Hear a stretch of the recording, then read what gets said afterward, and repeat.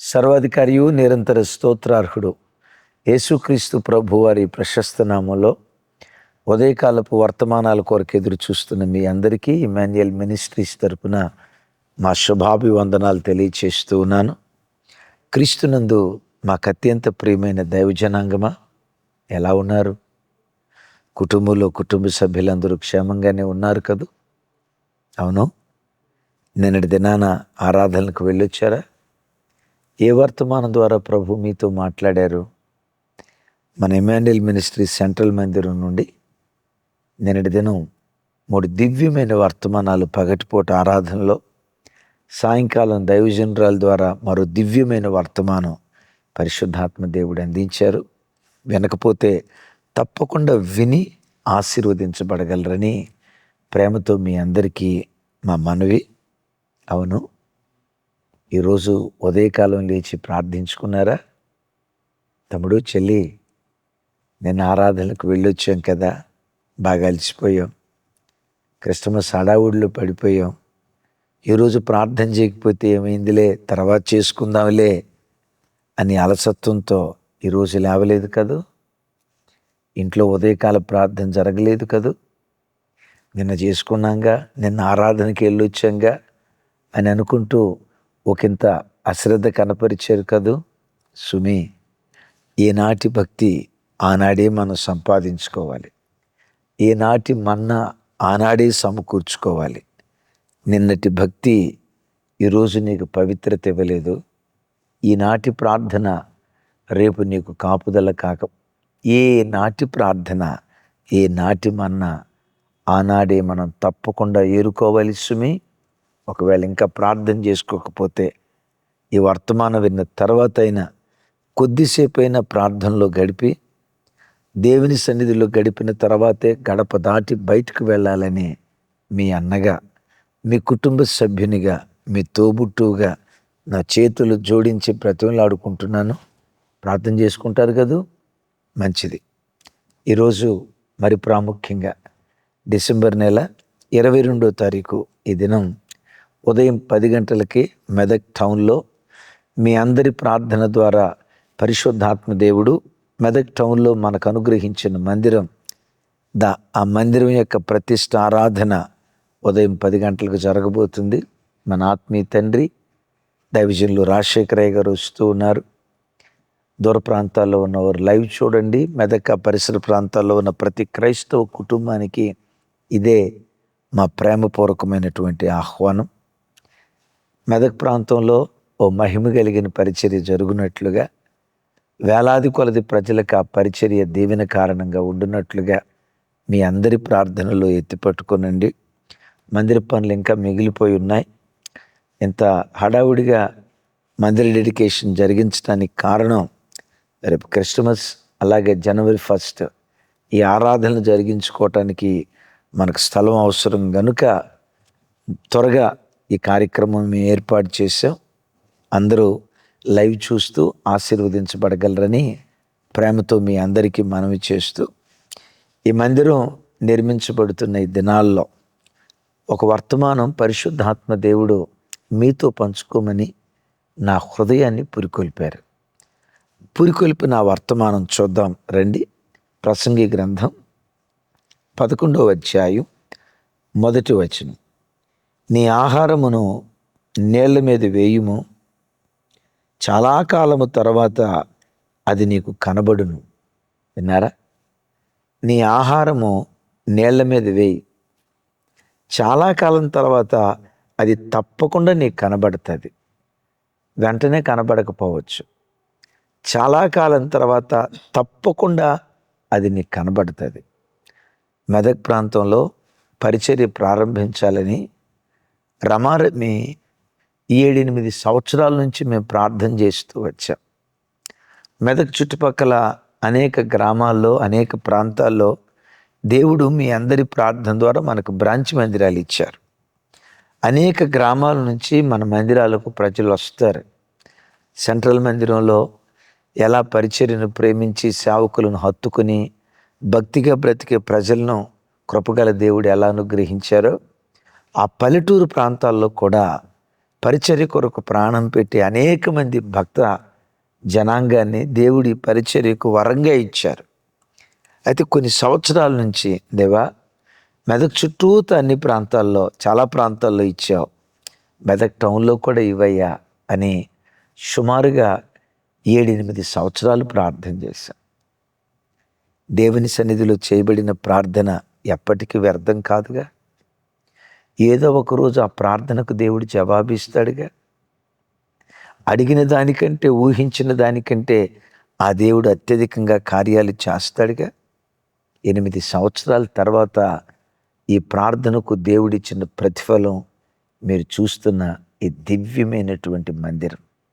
తమ్ముడు, నీ జీవితంలో ఏదైనా ప్రార్థనకు జవాబు రాలేదని చెల్లి, ఎంత ప్రార్థన చేశా జవాబు రాలా, ఇంతేలే ఎంత ప్రార్థన చేసినా అన్నట్లుగా అలసిపోయావా?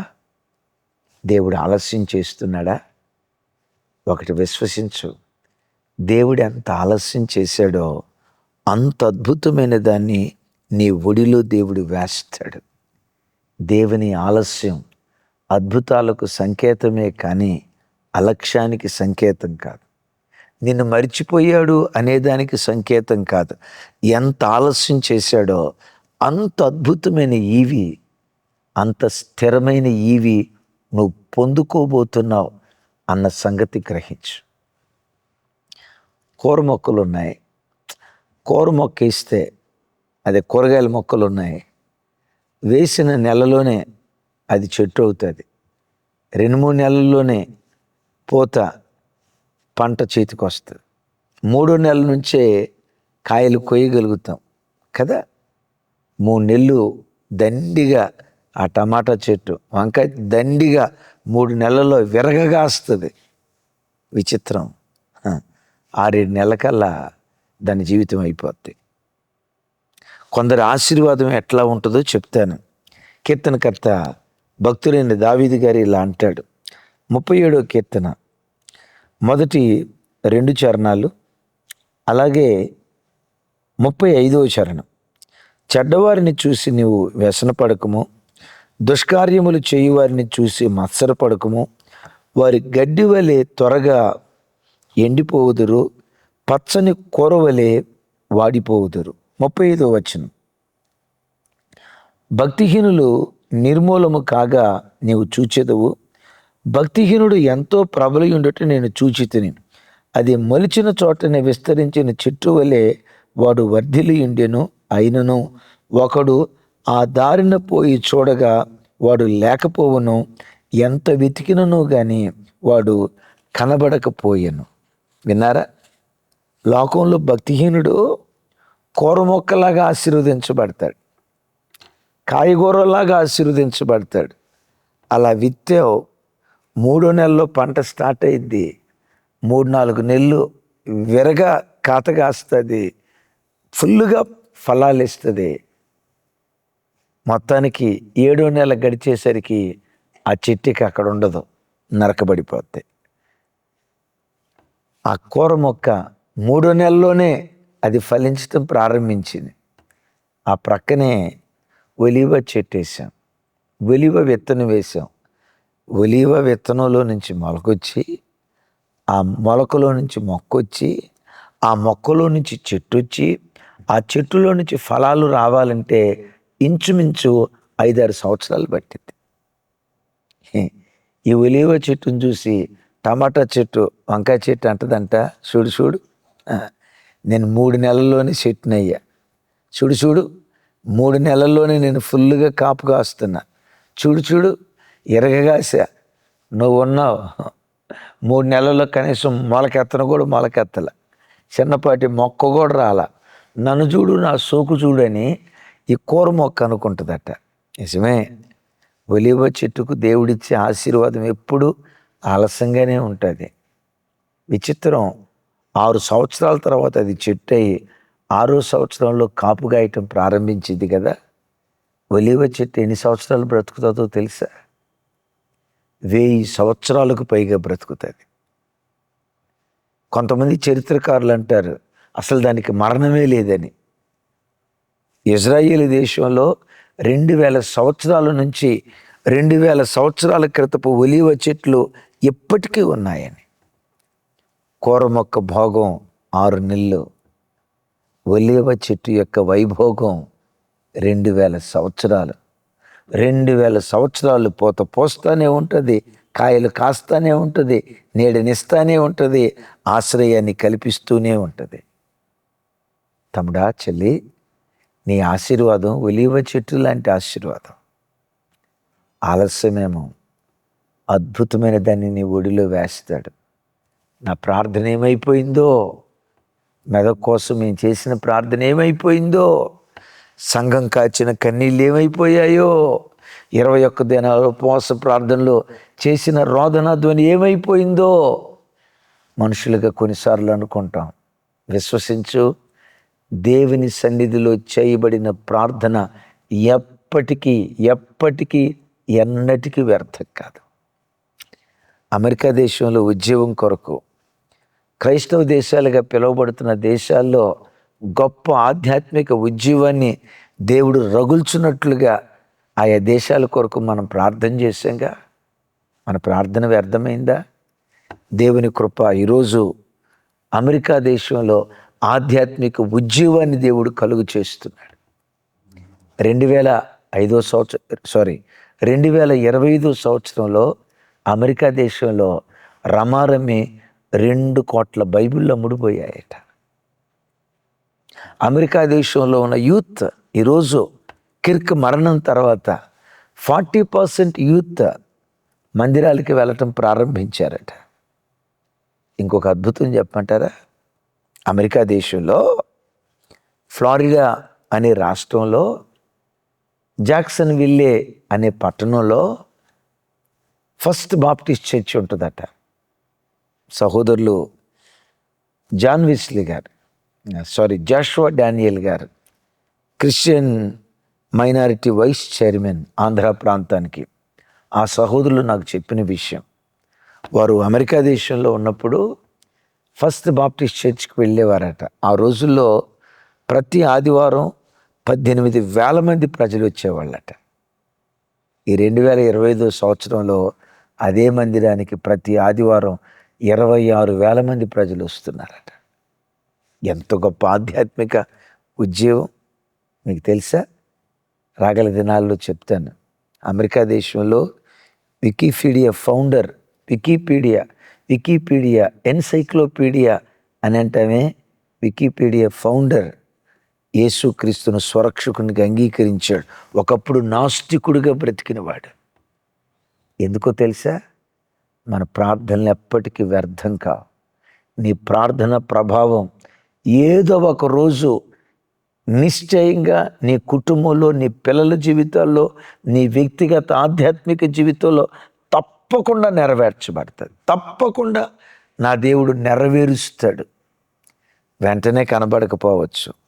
నీళ్ళ మీద ఆహారం వేసుకుంటూ వెళ్ళు, చాలా దినాల తర్వాత అది తప్పకుండా కనబడుతుంది. షిలోహు మందిరానికి వచ్చి ఏడుస్తూ ప్రార్థన చేస్తూ ఉండేది, అన్నమ్మ తల్లి ఓ బిడ్డనివయ్యా అని. ఎంతోమంది బిడ్డలు అక్కడ నిలబడి సాక్ష్యం చెప్తున్నారు. గత సంవత్సరం వచ్చా పిల్లల కొరకు దేవుడు అద్భుతం చేశాడు, ఈ కొడుకునిచ్చాడు. దేవుడు అద్భుతం చేశాడు, ఈ కూతుర్నిచ్చాడు. ఎంతోమంది సాక్ష్యాలు చెప్తూ ఉంటారు. ఈ సాక్ష్యాలన్నీ అన్నమ్మ తల్లి విని, నా బ్రతుకులో ఇంత ప్రార్థన చేశానే, సాక్ష్యం చెప్పుకునే అవకాశం నాకు రాదా? మూడుగానే నా బ్రతుకు మిగిలిపోద్దా? ఈ ప్రార్థనలు ఏమైపోయినాయి అని అనుకుంది. దేవుడు అన్నాడు, అన్న, నా సన్నిధిలో చేయబడిన ప్రార్థన ఎలా వ్యర్థమవుతుంది? సరి అయిన సమయంలో ఆ తల్లి గర్భాన్ని తెరిచాడు. దాను మొదలుకొని బేర్షెబ వరకు ప్రఖ్యాతిగాంచిన ప్రవక్తను ఆ తల్లి ఒడిలో దేవుడు వేశాడు.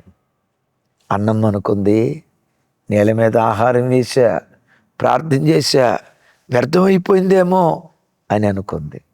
నేల మీద ఆహారం వేయుము, చాలా దినాల తర్వాత అది తప్పకుండా ఆ ప్రార్థనకు ప్రతిఫలం నీకు కనబడునుగాక.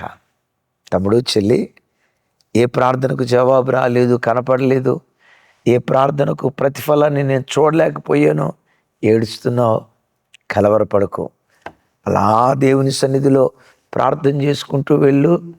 తగిన కాలమందు తప్పకుండా నీకు కనబడేటట్లుగా దేవుడు కార్యం చేస్తాడు. ఒక అద్భుతమైన సంగతి చెప్తాను. యేసుక్రీస్తు వారు శిలువ మరణానికి అప్పగించబడబోయే ముందు గెత్సెమనే తోట వైపు వెళ్ళేటప్పుడు 17వ అధ్యాయం యోహాను సువార్త ప్రార్థన చేసుకుంటూ గెత్సెమనే తోటకు వెళ్ళారు. ఆ 17వ అధ్యాయంలో ప్రార్థన ఏమంటారంటే వాకింగ్ ప్రేయర్. కొంతమంది వాకింగ్ ప్రైజింగ్ చేస్తారు, నడుచుకుంటూ దేవునికి స్తోత్రాలు చెప్తారు. ఓ గ్రామం చుట్టూతో తిరుగుతూ స్తోత్రాలు చెప్తూ, దేవా ఈ గ్రామాన్ని రక్షించినందుకు స్తోత్రం, ఈ ప్రజలను రక్షించినందుకు స్తోత్రం. ప్రైజ్ వాక్ అంటారు. యేసుక్రీస్తు వారు నడుచుకుంటూ ప్రార్థన చేసుకుంటూ వెళ్ళారు. దీన్ని ప్రేయర్ వాక్ అంటారు. కొందరు ప్రైజ్ వాక్ చేస్తే, యేసుక్రీస్తు వారు ప్రేయర్ వాక్. ఈ ప్రార్థనలో ప్రాముఖ్యంగా 5 విషయాలు చేశారు ప్రార్థన. ఒకటేంటో తెలుసా? తండ్రి, నీవు నాకు అప్పగించిన వారిలో ఎవరిని దుష్టుడు ముట్టకూడదు. నాశనపుత్రుడు ఆల్రెడీ ముట్టబడ్డాడు. తతిమ వాళ్ళలో ఎవరిని దుష్టుడు ముట్టకూడదు. నంబర్ 1, సత్యమందు వీరిని ప్రతిష్ఠ చేయి. నంబర్ 2, నంబర్ 3, తండ్రి నీవు నేను ఏకమై ఉన్నలాగున ఈ 11 మంది అపోస్తుల్లో ఏకమై ఉండేటట్లుగా సహాయం చేయయ్యా. తండ్రి, నా యందు నీకు ఏ ప్రేమ ఉందో, నీ యందు నాకే ప్రేమ ఉందో అలాంటి ప్రేమతో వీరు ఒకరినొకరు ప్రేమించుకోవాలి. 5వది, నేనుండే స్థలంలో ఈ పిల్లలు ఉండాలి. 5 విషయాలు ప్రార్థించారు. దైవజనమ, కొన్ని సందర్భాల్లో యేసయ్య అంత ప్రార్థన చేసినా పేతురు అంత మారినట్లుగా, యోహాను యాకోబు అపోస్తులు అంత మారినట్లుగా, అంత మార్పుతో కూడుకున్న ప్రవర్తన కనపడినట్లుగా చూడం. కొన్నిసార్లు నువ్వు ప్రార్థన చేసినప్పుడు కూడా భర్త కొరకు, పిల్లల కొరకు, ఆరోగ్యం కొరకు, ఆర్థిక విషయాల కొరకు ఎంత ప్రార్థన చేసినా ఆ ప్రార్థనకు జవాబు వచ్చినట్లుగా నీకు అనిపించదు. కలవరపడకు. ఏదో ఒకరోజు దేవుని సన్నిధిలో నువ్వు చేసిన ప్రార్థనకు తప్పకుండా దేవుడు ప్రతిఫలం ఇస్తాడు. ఆమేన్. యేసయ్య 5 విషయాల కొరకు ప్రార్థించారు కదా. మిమ్మల్ని అడుగుతా, ఆ తతిమ 11 మంది అపోస్తుల్లో ఎవరినైనా దుష్టుడు ముట్టాడా? ముట్టాలని ప్రయత్నం చేశాడు, కానీ ముట్టలేకపోయాడు. నా పిల్లల్ని దుష్టుడు ముట్టకూడదయ్యా ప్రార్థన చేస్తున్నావు కదూ. నిశ్చయంగా నీ ప్రార్థన ద్వారా నీ పిల్లలను దుష్టుడు ముట్టడో. నామకార్థులుగా బ్రతుకుతున్నారా పిల్లలు, కుటుంబీకులు? ప్రార్థన చేసుకుంటూ వెళ్ళు. సత్యానికి సాక్షులుగా బ్రతికేటట్లుగా ఏదో ఒకరోజు ప్రభు చేస్తారు.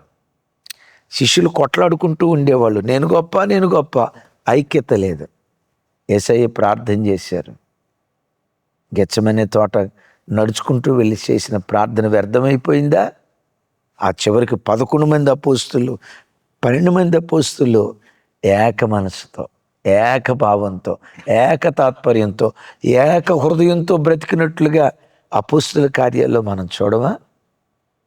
యోహాను సువార్త 17వ అధ్యాయంలో వారు ఐక్యంగా ఉండాలని ప్రార్థన చేస్తే ఆ ప్రార్థన వ్యర్థమైందా? ఇప్పుడు అపోస్తులు ఒకరినొకరు ప్రేమించుకుంటూ లేరా? బైబిల్ ఎక్కడ చూసినా పేతురు, యోహాను, యాకోబు ఆ త్రయం ఎంత కలిసి ఉన్నారు. తతిమ అపోస్తులు కూడా ఎంత కలిసి ఉన్నారు. ఎంత గొప్ప ప్రేమ. నేను ఎక్కడుంటానో అక్కడ వాళ్ళు ఉండాలి. అవును, పరలోక పట్టణంలో పునాదుల మీద అపోస్తుల పేరు రాయలేదా? పరలోకంలో కనపడుతున్నారు అపోస్తులు, ప్రేమతో కనపడుతున్నారు, ఐక్యతతో కనపడుతున్నారు, సత్యానికి స్తంభాలుగా ఉన్నారు. విశేషంగా వారిలో ఎవరిని దుష్టుడు ముట్టలేదు. ఎందుకో తెలుసా? నేల మీద యేసయ్య ఆహారం వేసుకుంటూ వెళ్ళాడు. తప్పకుండా ఫలం అపోస్తుల కార్యాల్లో మనం చూస్తాం. తమ్ముడు, చెల్లి, దేవుని అనుభవించిన సేవకునిగా, ప్రార్థనా మాధుర్యాన్ని ఎరిగిన దేవుని ప్రతినిధిగా చెప్తున్నా, దేవుని సన్నిధిలో నువ్వు చేసిన ప్రార్థన ఎప్పటికీ వ్యర్థం కాదు. మెదక్ టౌన్లో పరిచర్య ప్రారంభించాలని 8 సంవత్సరాల నుంచి ఏడ్చా. ఈరోజు దేవుడు ద్వారం తెరిచాడు. అయితే విషయం తెలుసా, మందిరం ఇవ్వక మునిపే ఆత్మలను దేవుడిచ్చాడు. మెదక్ టౌన్లో కూడా మన కొరకు ప్రాణం పెట్టే, దేవుని పరిచర్య కొరకు ప్రాణం పెట్టే బిడ్డలను దేవుడు అనుగ్రహించాడు. నేనంట, గొర్రెలనిచ్చిన దేవుడు దొడ్డినీయకుండా ఉంటాడా? వినారు ఈ మాట? గొర్రెలనిచ్చిన దేవుడు దొడ్డినీయకుండా ఉంటాడా? దొడ్డినీయక మునిపే, అదే మందిరాన్ని ఇవ్వక మునిపే గొర్రెలనిచ్చాడు. గొర్రెలనిచ్చిన దేవుడు ఈరోజు దొడ్డినిచ్చాడు. ప్రార్థనకు దేవుడిచ్చిన ప్రతిఫలం. మెదక్ మందిరం చూసినప్పుడల్లా దేవుని సన్నిధిలో నువ్వు చేసే ప్రార్థన ఎప్పటికీ వ్యర్థం కాదని నిశ్చింతతో ధైర్యంగా బ్రతుకు. అట్టి కృప దేవుడు మనందరికీ దయచేయునుగాక. చిన్న ప్రార్థన చేస్తాను. ఈరోజు తప్పకుండా మెదక్ డెడికేషన్కి రండి. దూర ప్రాంతాల్లో ఉండేవారు లైవ్ చూస్తూ ఆశీర్వదించబడగలరు. తండ్రి, మాతో మీరు మాట్లాడిన శ్రేష్టమైన మాటల కొరకు స్తోత్రం. మీ సన్నిధిలో చేయబడిన ప్రార్థన ఎప్పటికీ వ్యర్థం కాదు సెలవిచ్చావు అయ్యా. ఈ దినం మందిర డెడికేషన్ విషయంలో మీరు కృప చూపబోతున్నందుకు స్తోత్రాలు. నీ ప్రజలు ఈ వాక్యం విన్నారు. నా ప్రార్థన వ్యర్థమైపోయింది, కృంగిన ప్రతి బిడ్డను బ్రతికించుదురుగాక. వారు అడిగిన దానికంటే, ఊహించిన దానికంటే అత్యధికంగా మీరు దయచేయుదురుగాక. ఏ తల్లి దేని కొరకు ప్రార్థించిందో ఆ ప్రార్థనకు జవాబు యేసు నామములో ఈ దినమే పొందుకుందురుగాక. ఈ ప్రార్థన మనవులు యేసు నామములో పొంది ఉన్నాం తండ్రి. తండ్రి అయిన దేవుని ప్రేమ, కుమారుడైన యేసుక్రీస్తు వారి దివ్యకృప, పరిశుద్ధాత్మ దేవుని సహవాసం మనకు సకల పరిశుద్ధులకు సదా తోడయుండి నడిపించునుగాక. ఆమేన్. ఆమేన్. Thank you.